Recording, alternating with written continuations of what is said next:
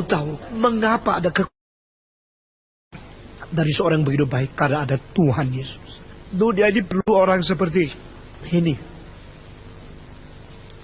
Saudara, support your good testimony. Itu dalilnya.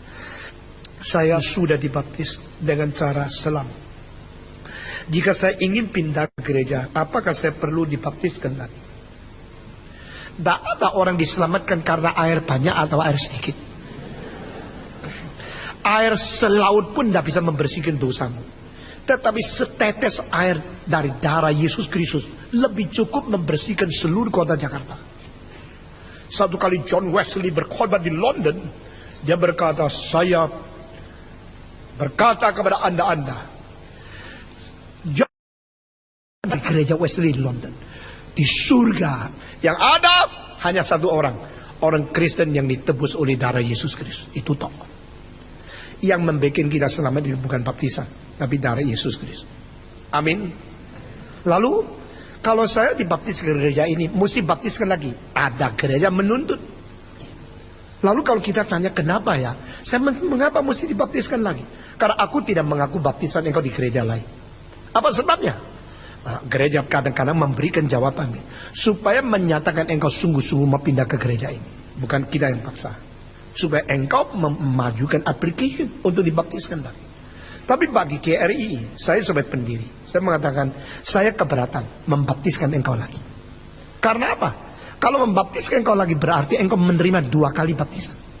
Lalu saya tanya, pertama kali menerima baptisan itu adalah di gereja lain. Waktu itu dibaptiskan dalam nama apa? Allah Anak, Allah Roh Kudus. Sekarang kalau saya membaptiskan kau lagi berarti aku tidak mengakui baptisan berdasarkan nama Allah Tritunggal yang sudah kau lakukan.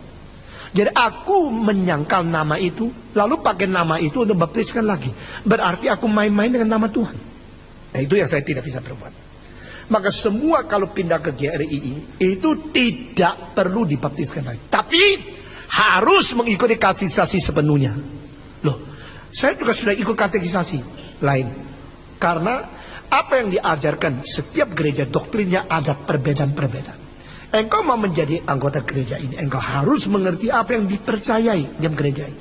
Kedua, melalui engkau mengikuti katekisasi, engkau bisa bersekutu dengan gereja yang kau akan sama di dalam tubuh untuk melayani Tuhan secara wadah organisasi gerejawi yang kelihatan.